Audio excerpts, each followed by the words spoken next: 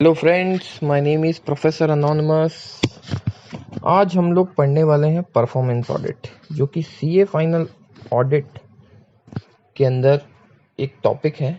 और इस टॉपिक के अंदर क्या होता है, मोस्टली बच्चों को परेशानी क्या आती है कि बच्चे इसको पढ़ तो लेते हैं, जब पहली बार पढ़ते हैं तो समझ आता है पर ठीक ठाक वे में, पर जब एग्ज़ाम में इसको लिखने बैठते हैं तो ये टॉपिक क्या है, थोड़ा सा ट्रिकी है। उसमें टेक्निकल लैंग्वेज थोड़ी सी बहुत ज़्यादा यूज़ होती है, तो इसको लिखने में बहुत ज़्यादा तकलीफ पड़ती है।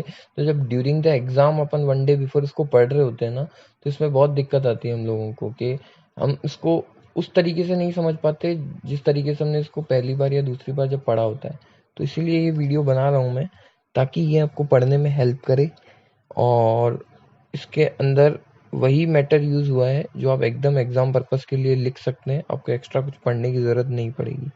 तो हमने इस टॉपिक को थोड़ा सा बाइफरगेट किया है ताकि ईजी टू रिमेंबर हो सके, और इसको लेमैन लैंग्वेज में एकदम कैसे समझा जा सकता है। वैसे तो एकदम ये टॉपिक टेक्निकल है, पर इसको लेमैन टर्म्स में कैसे समझा जा सकता है वो ज़्यादा ज़रूरी है, क्योंकि जब हम एग्ज़ाम में जाते हैं तो इतना ज़्यादा प्रेशर होता है, इतना ज़्यादा कोर्स होता है कि हम लोग बाकी टॉपिक में इतना खो जाते हैं कि इन टॉपिक्स पर हम लोग ज़्यादा ध्यान दे नहीं पाते।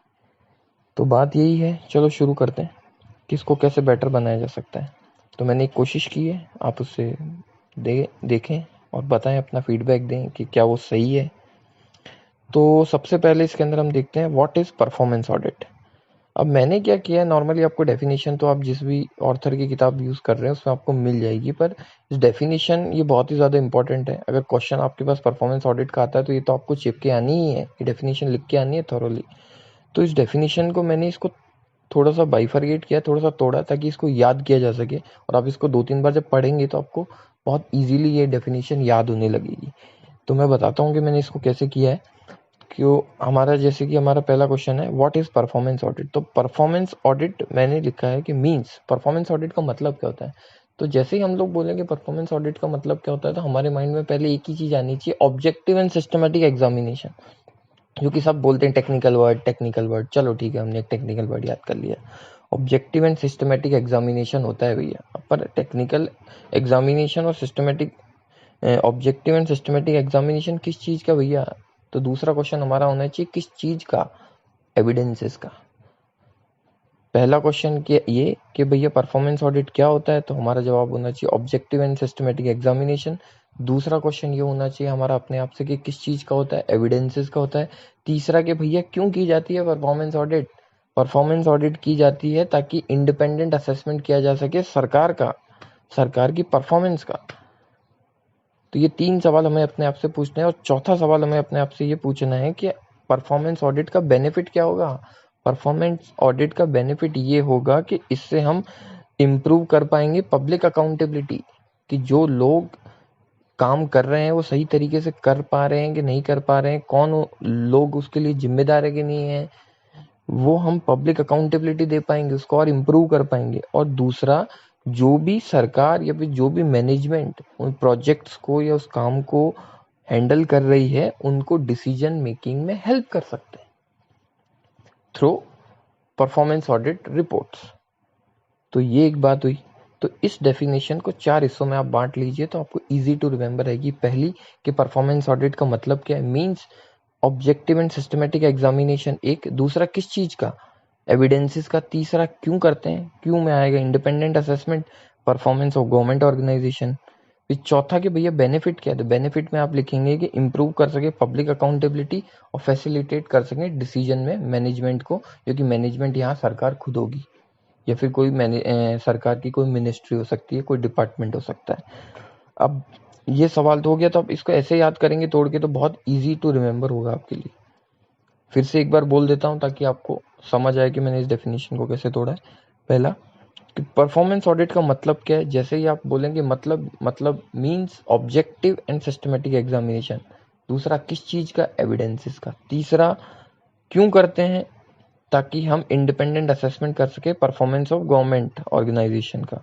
चौथा बेनिफिट क्या होगा, इससे बेनिफिट ये होगा कि हम इंप्रूव कर पाएंगे पब्लिक अकाउंटेबिलिटी को और फैसिलिटेट कर पाएंगे डिसीजन मेकिंग को। अब इसके अंदर ये है कि एलिमेंट्स ऑफ परफॉर्मेंस ऑडिट क्या है। एलिमेंट्स ऑफ परफॉर्मेंस ऑडिट मतलब हम जब परफॉर्मेंस ऑडिट करते हैं तो हमें क्या क्या चीज़ें चेक करनी पड़ती है। तो नॉर्मली परफॉर्मेंस ऑडिट के अंदर 3 चीज़ें आती है, इकोनॉमी, इफेक्टिवनेस एंड एफिशिएंसी। चलो तीनों पॉइंट देखते हैं कि कैसे याद, ये 3 E's तो आपको याद रह ही जाने वाले हैं, इकोनॉमी, इफेक्टिवनेस एंड एफिशिएंसी।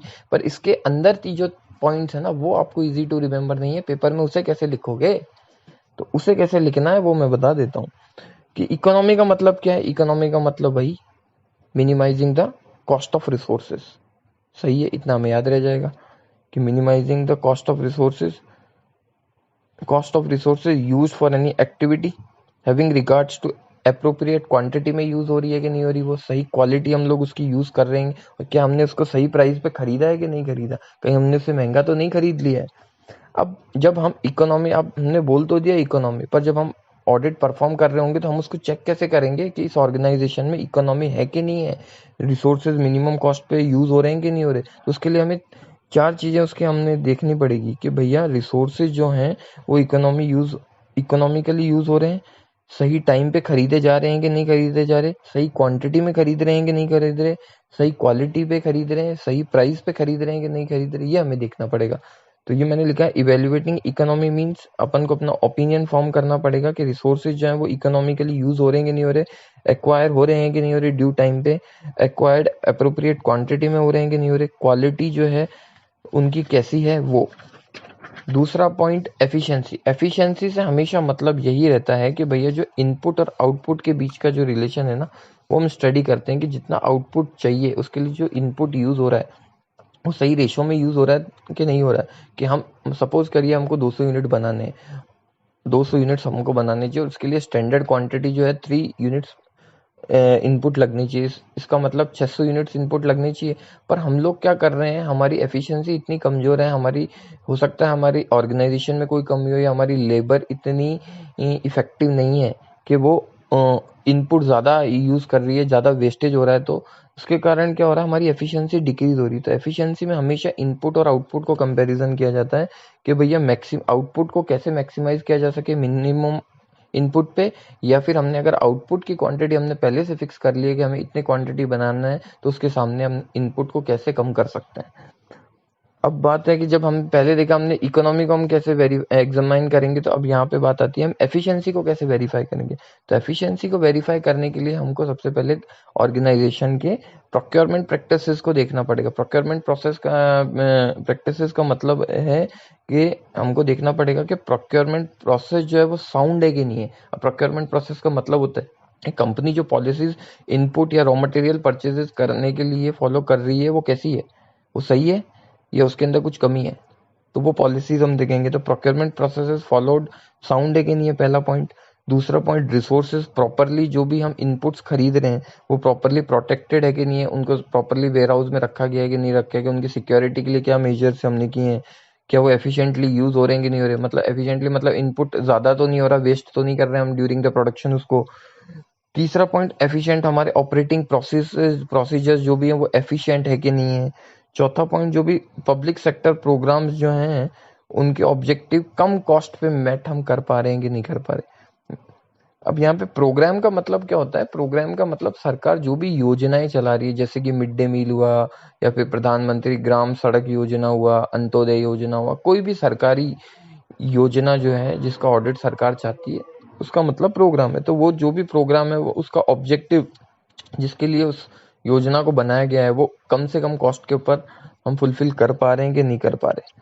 तीसरा पॉइंट है इफेक्टिवनेस पे अपन आते हैं। इफेक्टिवनेस का मतलब है कि हम इफेक्टिवनेस किसी भी चीज का कैसे देखा जाता है कि परसेंटेज काम कितना कंप्लीट हुआ है, जो वर्क होना चाहिए था उसका कितना पोर्शन कंप्लीट हो चुका है, कितना भी बाकी है, या कितना हो जाना चाहिए था इतने पीरियड टाइम के अंदर। तो हम यहाँ इसके अंदर क्या करते हैं, measurement of extend to which objectives are achieved, कितने परसेंट ऑब्जेक्टिव हमारा अचीव हो चुका है। उसके अंदर फिर हम एक चीज और देखते हैं, रिलेशनशिप स्टडी करते हैं हम intended impact and actual impact का। मतलब स्टैंडर्ड क्या हमको दिया गया था सरकार द्वारा या फिर इस ऑर्गेनाइजेशन के द्वारा कि भैया कोई काम सपोज करिए कि 200 घंटे में पूरा हो जाना चाहिए और वो काम 400 घंटे में भी पूरा नहीं हुआ।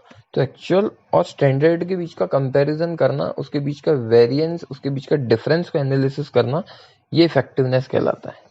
अब जैसे हमने एफिशिएंसी का एग्जामिनेशन किया था वैसे ही हम लोग इफेक्टिवनेस का भी एग्जामिनेशन करेंगे। अब इफेक्टिवनेस कैसे चेक करेंगे हम ऑर्गेनाइजेशन के अंदर? इफेक्टिवनेस चेक करने के लिए हमें क्या करना पड़ेगा कि हमें सबसे पहले चेक करना पड़ेगा determine the extent to which programme achieve the desired level of result. अब मैं इसके अंदर आपको एक एग्जांपल देता हूँ। फॉर एन एग्जांपल कि सरकार ने मिड डे मील योजना शुरू करी है। मिड डे मील योजना का डिजायर्ड लेवल उन्होंने पहले ही सेट कर दिया होगा कि हमें 400 रूरल विलेजेस हमको हमारे इस योजना के अंदर स्टार्टिंग में लेकर के आने। तो डिजायर्ड लेवल कितना है उसका कि हमको 400 विलेजेस उसके अंदर जितने भी स्कूल्स हैं उनको कवर करना है। तो एक्चुअल जब हम ऑडिट परफॉर्म करने जाएंगे तो हम देखेंगे कि क्या वो उतने विलेजेस उतने स्कूल्स कवर कर पा रहे हैं जितना उन्होंने स्टैंडर्ड पहले डिटरमाइन किया था। फिर दूसरा हम इसके अंदर देखेंगे whether the management has considered alternatives to carry out program that might yield desired result for effective and lower cost. मतलब कोई भी काम हम लोग जब करते हैं तो उसके लिए ऑल्टरनेटिव तो पहले से सोच के चलते हैं ना। अगर कोई चीज़ महंगी मिल रही है तो उसके लिए उसको सस्ता कैसे किया जा सकता है। तो वैसे ही सरकार भी जो योजना पे काम कर रही है उसके लिए जो भी रिसोर्सेज यूज हो रहे हैं उसके डिफरेंट अल्टरनेटिव्स पहले से सोच के रखती है कि उसको कैसे कम किया जा सकता है। उसके बाद हम लोग इसके अंदर है assess the effectiveness of the programme और इंडिविजुअल प्रोग्राम कंपोनेंट्स। कोई भी जब एक प्रोसेस शुरू होता है या योजना होती है तो उसके अंदर डिफरेंट डिफरेंट पार्ट्स होते हैं। वो एक दिन में कंप्लीट नहीं हो जाती, उसके अंदर डिफरेंट डिफरेंट अथॉरिटीज होती है। तो क्या वो different different authorities different different particular steps या प्रोसेसेस जो भी हो रहे हैं क्या वो सही हो रहे हैं? हमको स्टेप वाइज भी देखना पड़ेगा कि किसी अथॉरिटी से हर बार परमिशन ली जाती है, वो पर्टिकुलर टाइम में मिल जानी चाहिए सपोज। तो अथॉरिटीज अगर वो परमिशन देने में डिले करेगी तो आगे का प्रोसेस कैसे कंप्लीट होगा? तो हमको इंडिविजुअल लेवल पे भी देखना पड़ेगा कि भैया प्रोग्राम के अंदर कहाँ कहाँ कमियां आ रही है, कहाँ कहाँ रुकावटें आ रही है। उसके बाद हमें देखना होगा adequacy of management control for measuring monitoring and reporting a programme's effectiveness. मतलब सरकार के ने मिड डे मील योजना के लिए जो जो अथॉरिटीज लगाई है उसके सुपरविजन के लिए वो सही से काम कर रही है कि नहीं कर रही, वो रिपोर्टिंग करती है कि नहीं कर रही टाइमली बेसिस पे उसकी इफेक्टिवनेस का, वो सब हमको एसेस करना है। इंश्योर मतलब और भी योजनाएं जो योजना से रिलेटेड जो भी नॉर्मल रेगुलेशंस जो भी हैं वो हम लोग फॉलो कर रहे हैं कि नहीं कर रहे, वो भी हमें देखना पड़ेगा। क्वेश्चन नंबर 2 हमारा है factors to be considered while planning performance audit. मतलब अभी हम ऑडिट पे गए नहीं है, अभी हम अपने ऑफिस के अंदर बैठा है सीए, वहां से बैठ करके वो प्रॉपर प्लानिंग कर रहा है कि उसको परफॉर्मेंस ऑडिट कैसे करनी है। तो प्लानिंग के करते समय हम लोगों को क्या क्या फैक्टर्स ध्यान में रखने चाहिए उसके रिलेटेड ये क्वेश्चन है। तो प्लानिंग के अंदर सबसे पहले तो बेसिक चीज यही आती है कि प्लानिंग जब भी हम लोग करते हैं तो हम लोगों को ये पता होता है कि हम ऑडिट करने जा रहे हैं, उसके लिए उसका ऑब्जेक्टिव क्या है, हमको वो रिपोर्ट किसको सबमिट करने वाले हैं और उस रिपोर्ट के बेसिस पे क्या क्या डिसीजंस लिए जाने हैं। तो पहला पॉइंट वही है significance and need of potential users. Potential user कौन है यहाँ पे? सरकार के बिहाफ पे सीए ऑडिट करने जा रहा है तो सीए अपनी ऑडिट रिपोर्ट सरकार को देगा, सरकार उस रिपोर्ट्स के बेसिस पे आगे भी जो भी उसकी स्कीम्स है, जो भी योजना है, उसके लिए जो रिलेवेंट डिसीजन होंगे वो लेगी। तो इसलिए पहला पॉइंट तो इजी है, significant and need of potential user of audit report. दूसरा पॉइंट है obtaining an understanding of the programme to be audited. मतलब जो भी काम हम जिस भी योजना का ऑडिट हम लोग करने जा रहे हैं उस स्कीम के बारे में पहले हमें तो बेसिक इन्फॉर्मेशन होनी चाहिए ना। हम जितना रीड कर सकते हैं, जितना हमें इन्फॉर्मेशन दी जाएगी वो ठीक, जितना हम खुद से ले सकते हैं वो बात अलग है, वो भी हम एक्वायर कर सकते हैं। उस स्कीम के बारे में, जिस क्लाइंट के बारे में हम लोग ऑडिट करने जाते हैं उसके रिगार्डिंग हम पहले से जितनी इन्फॉर्मेशन खुद से ले सकते हैं वो लेते ही हैं। वैसा ही कुछ है लीगल एंड रेगुलेटरी रिक्वायरमेंट। मतलब कि क्या क्या रूल्स एंड रेगुलेशन वहाँ पे एप्लीकेबल है, कौन से लॉज के अकॉर्डिंग मुझे ऑडिट करनी है, कौन कौन से लॉज मुझे और देखने चाहिए, मुझे पहले से पता होने चाहिए। ऑडिट के ड्यूरेशन में मैं उनके रिगार्डिंग भी इंफॉर्मेशन ले लूंगा। चौथा point identifying the criteria needed to be evaluate matter subject to audit. इसका मतलब क्राइटेरिया का क्या मतलब होता है कि सपोज कीजिए आप किसी भी जॉब के लिए अप्लाई करते हैं तो किसी भी जॉब के अंदर हमेशा एक एलिजिबिलिटी क्राइटेरिया होता है। तो उस एलिजिबिलिटी क्राइटेरिया के अंदर जो छिपा हुआ क्राइटेरिया है वो हमको पहले से स्पेसिफाई कर देती है। जो भी ऑर्गेनाइजेशन हमें रिक्रूट कर रही होती है कि हाँ सपोज कीजिए कोई एज लिमिट है, कोई एक्सपीरियंस है, कोई एजुकेशन क्वालिफिकेशन है। तो ये सब क्या है, ये क्राइटेरियाज है। तो वैसे ही जब सरकार किसी सीए को ऑडिट करने के लिए बोलती है कि जाइए आप परफॉर्मेंस ऑडिट करिए, तो जिस भी योजना का वो आपको ऑडिट करने के लिए दे रही है, जिस ऑर्गेनाइजेशन का, जिस मिनिस्ट्री का आपको ऑडिट करने के लिए दे रही है, उसके रिगार्डिंग वो आपको क्राइटेरिया दे देंगे कि ये पर्टिकुलर काम इतने फंड्स में हो जाना चाहिए था, इतने टाइम पीरियड में हो जाना चाहिए था, ये रेस्पेक्टिव क्वालिटी होनी चाहिए थी काम की। तो उसके रिगार्ड में आप उसको, जो भी आप काम चेक करेंगे, उसको उसके साथ कंपेयर करेंगे कि क्या वो उसके साथ मैच कर रहा है, या डेविएशन क्या है, डेविएशन जो भी है, फिर आप वो रिपोर्ट करेंगे। पांचवा point, potential source of data that can be used as a audit evidence and consider the validity and reliability of this data.